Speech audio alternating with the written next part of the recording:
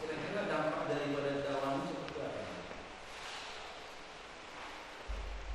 Jadi maksudnya tidak keterangan daripada seorang saksi kan tadi dari BAP keterangan dari BAP itu menyebutkan katakanlah A, tetapi yang disusun dalam dakwaan dengan B. Konsekuensi daripada dakwaan ini seperti apa dalam hukum? artinya isi fakta yang dipakai sebagai dasar daripada dakwaan tidak sesuai dengan BAP. Ya, kalau kemudian yang surat dakwaan itu kurang atau tidak mempunyai landasan ya BAP, sehingga konstruksi juridis dari surat dakwaan itu lemah dan nanti berakibat pada pembuktian ya, sehingga pembuktiannya sulit untuk memenuhi karena BAP tidak sesuai dengan BAP surat dakwaan. Hanya apalagi kalau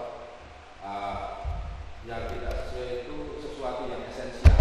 Yang esensial maksudnya esensial untuk membuktikan suatu unsur tindak pidana. Jadi kalau dalam pembuktian perkara pidana kan itu membuktikan unsur-unsur tindak pidana yang didakwakan. Nah, kalau isi dakwaan yang disusun ya, dalam surat dakwaan yang itu merupakan konstruksi yuridis dari isi BAP lalu tidak sama atau tidak sesuai atau bahkan bertentangan di sana, ya, tentu akan kesulitan sendiri dalam proses pembuktian. Yang ini ada dalam satu persidangan pidana, ahli itu mengatakan apa yang dituliskan di dakwaan bukanlah itu benar yang dia katakan dan bukanlah itu yang benar dia saksikan. Dia sampaikan juga di persidangan setelah diperiksa saksi tersebut. Ya, setelah ditunjukkan misalnya dakwaan, bukan itu yang saya katakan, bukan itu yang benar saksi ini di dakwaan. Nah, jadi konsekuensi hukumnya seperti apa? Artinya ahli yang sudah memberikan keterangan di luar, keterangan tidak sesuai dengan BAP gitu. Padahal BAP nanti jelas sebagai dasar membuat surat dakwaan. Saksi ini diperiksa dalam persidangan pidana, dan dia melihat ada kesalahan di dakwaan. Apa yang diterangkan sebenarnya bukan seperti yang dakwaan itu. Jadi artinya justru yang dakwaan itu yang salah. Bukan seperti itu keterangan dia dinyatakan dalam persidangan. Jadi konsekuensi hukumnya dari dakwaan itu seperti apa? Ya, jadi surat dakwaan yang mendasarkan pada BAP yang isinya tidak sesuai dengan kenyataan dalam persidangan. Ya. Nah, kalau konsekuensi juridisnya ya dakwaan itu nanti dalam pembuktian akan kesulitan, jadi kesulitan karena tidak sesuai dengan konstruksi yang juridis yang sudah dibuat dalam surat dakwaan. Apakah saksi bisa dikatakan dakwaan itu menjadi gaduh atau tidak jelas atau apa namanya? Kalau dakwaan tidak atau kabur tidak jelas itu sebenarnya bukan seperti itu. Kalau kabur tidak jelas itu kan ada dalam hubungan dengan membuat satu konstruksi dalam surat dakwaan itu tidak jelas. Kalau ini sebenarnya jelas, tapi kemudian ternyata tidak benar setelah diverifikasi di pengadilan. Kalau tadi kan sebenarnya sudah sesuai dengan BAP, tapi ternyata tidak benar. Nah, seperti itu. Nah, itu lain dengan kabur. Kabur nanti itu jadi materi. Dan kemudian di dalam hal ahli, ya, hasil suatu keterangan ahli, hasil penelitian ahli telah dipergunakan dalam satu perkara pidana sebelumnya, ya, dalam hal yang sama perkara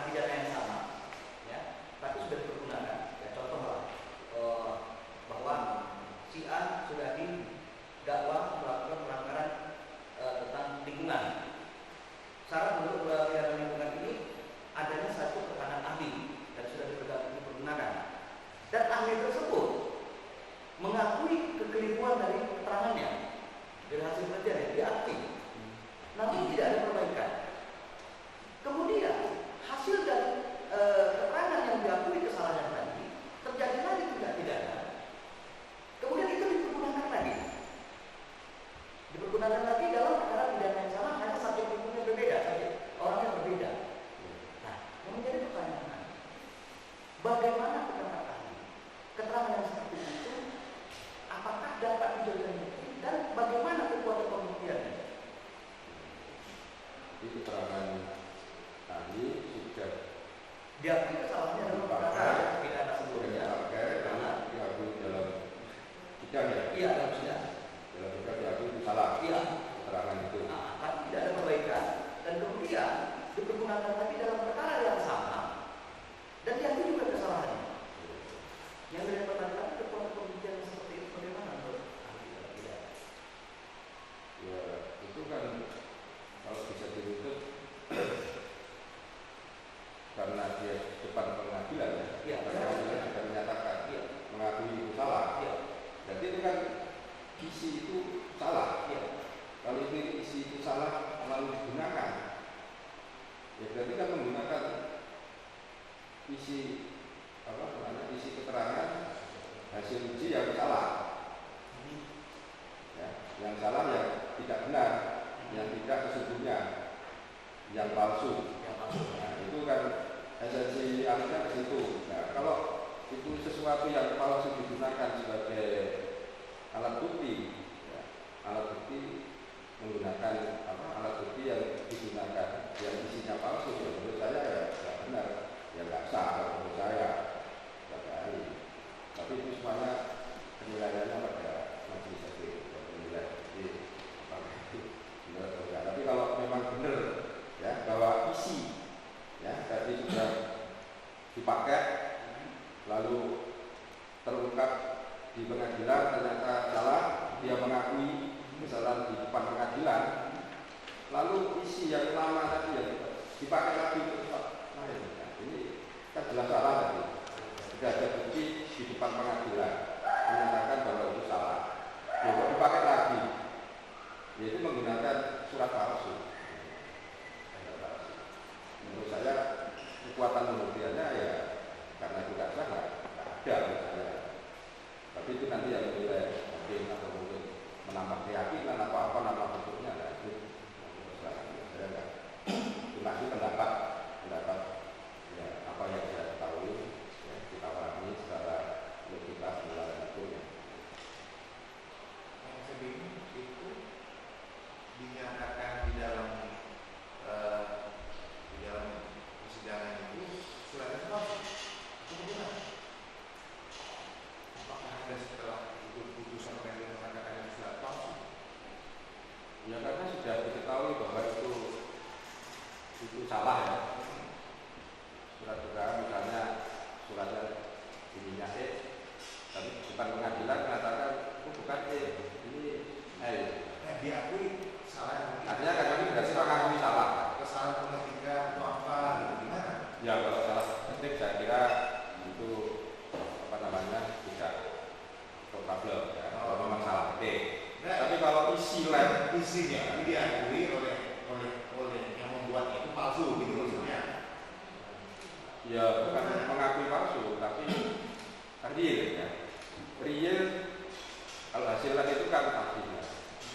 Hasil lab itu kan pasti sudah berdasarkan uji saintifik yang jelas dengan metodologi tertentu dan sebagainya. Lalu isinya seperti itu. Lalu kemudian kok bisa apa namanya itu salah. Nah kalau itu salah kemudian itu digunakan lagi. Ya memang menggunakan keterangan palsu. Menggunakan surat palsu. Surat palsu. Iya. Walaupun itu belum diuji, apa itu surat palsu itu ya? Itu diduga tadi ya diduga menggunakan keterangan. Terserah itu saudara ahli ya, karena Iya, gimana? itu saudara itu sama saudara itu. Iya, Nah, jadi suratnya palsu. diduga.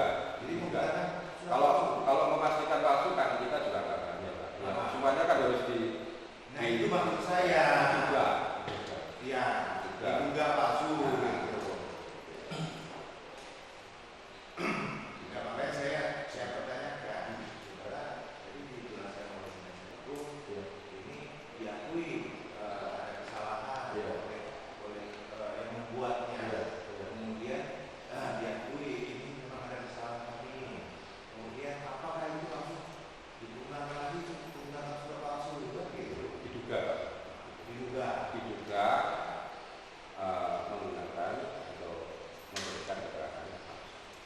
juga kita juga menentukan itu masih harus diuji. Surat dakwaan itu tidak menguraikan secara jelas cermat ya, tentang tindak pidana dan faktanya. Jadi hubungan antara unsur-unsur tindak pidana dengan faktanya. Nah itu itu secara formal. Kalau itu nggak diikuti maka kabur. Kita dakwaan yang konfus yang membingungkan. Nah, mungkin saya ingin tanyakan, mungkin di BAP keterangannya A, mungkin sedangkan keterangan B yang bertentangan dengan ini. Apa juga hukumnya kalau saya begitu? Yaitu Mana yang harus dipakai umatnya? Apa keterangan di BAP kan? Atau keterangan di persidangan kan? itu terserah hakim yang boleh. Tapi saya tadi kan berpendapat ya bahwa BAP itu karena ternyata di sidang pengadilan terungkap seperti itu ya, akhirnya kan isinya nggak benar, ya, isinya nggak benar, karena isinya nggak benar, ya nggak sah. Nah kalau nggak sah, padahal ini sudah dipakai sebagai dasar untuk membuat surat dakwaan. Nah, karena itu sudah sidang sudah dimulai sudah jauh, karena tidak mungkin merubah surat dakwaan. Akhirnya apa? Pengadilan tetap menggunakan surat dakwaan yang ada, Untuk membuktikan yang ada untuk membuktikan. Konsekuensinya dari dalam pembuktian. Apakah itu dakwaan jaksa itu terbukti atau enggak? Itu nanti terserah dalam pembuktian. Itu. kemudian ada saudara menyebut tadi Jadi tujuan utama dari hukum pidana itu adalah kebenaran materi. Kebenaran mati. Itu dia Kebenaran yang sesungguhnya. kebenaran yang sesungguhnya. Apakah itu faktanya, apakah dia pantas dihukum atau tidak. Dalam proses ternyata ada beberapa formil yang tidak lengkap, tapi materinya secara materi itu mendapatkan kebenaran materi itu bagaimana? Mendapatkan kebenaran mati ya kebenaran yang sesungguhnya yang berdasarkan bukti-bukti ya yang lengkap ya menurut standar undang-undang.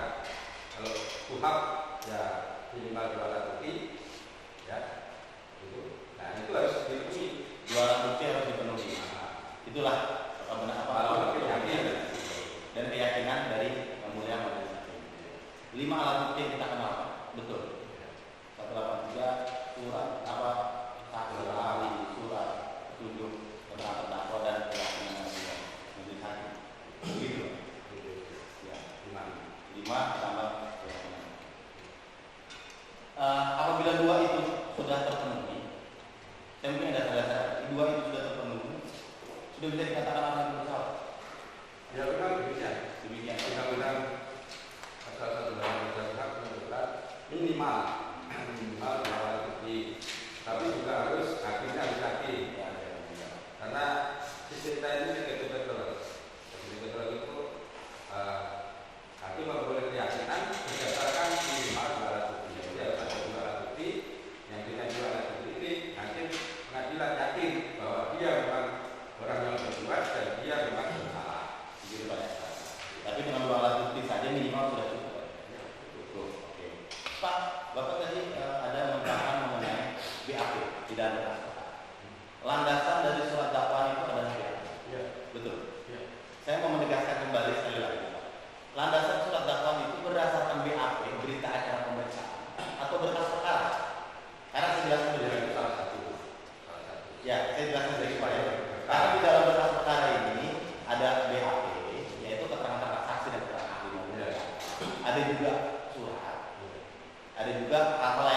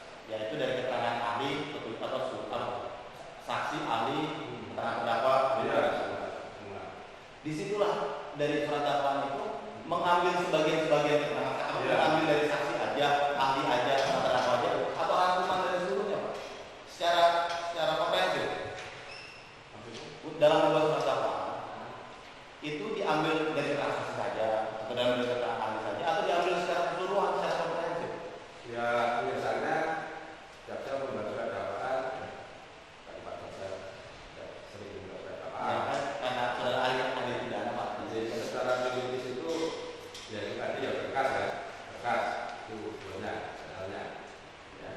Tapi kemudian yang muncul dalam surat dakwaan itu biasanya hal-hal yang esensial ya, hal-hal yang esensial itu yang dimunculkan dalam surat dakwaan. Karena kalau semuanya dibuat Ya, rangkuman dari berkas perkara yang memenuhi dari suatu unsur perkara, suatu unsur pasal. ya. Begitu Pak? Ya enggak rangkuman semua enggak. Hanya saya tadi hal-hal yang esensial dari berkas itu. Hal-hal yang Lalu tadi itu dikonstruksikan dikonstruksikan ke dalam dalam surat dakwaan itu. surat dakwaan. Sehingga saya katakan tadi bahwa surat dakwaan itu merupakan rekonstruksi yuridis dari berkas. Rekonstruksi yuridis dari berkas. Apakah salah satunya BAP? Apakah nanti yang didakwakan itu suatu rekonstruksi yang didakwakan itu apakah terbukti pasalnya atau tidak gitu Pak ya? Gitu Pak ya. Tapi diambil dari seluruh rangkuman Pak. Ya esensinya. Esensinya. Karena kalau dimuat dari Maksudnya termasuk diambil dari saksi dari ahli itu boleh semuanya diambil ya. Kemudian jaksa biasanya kan ngambil dari berkas ini yang esensial yang mana? Nah ini kemudian dituangkan dalam berkas sehingga memang itu rekonstruksi yuridisnya. Hal yang esensial lagi dari isi berkas semua itu apa kira-kira itu yang biasa dipakai dimasukkan dalam surat. Oke, Pak. Ya saya hanya ingin menegaskan tadi yang seperti tetap terungkap tadi kalau ada kejahatan lalu melibatkan korporasi itu mestinya diselesaikan secara luas seperti yang tadi saya sampaikan. Itu yang kenapa untuk mencari kebenaran material. Siapa yang bersalah? Korporasinya atau orang yang memberi kereta atau dua-duanya? Nah, itu amanat undang-undang dan atau itu alternatif. Nah ini mestinya seharusnya begitu ya. Jadi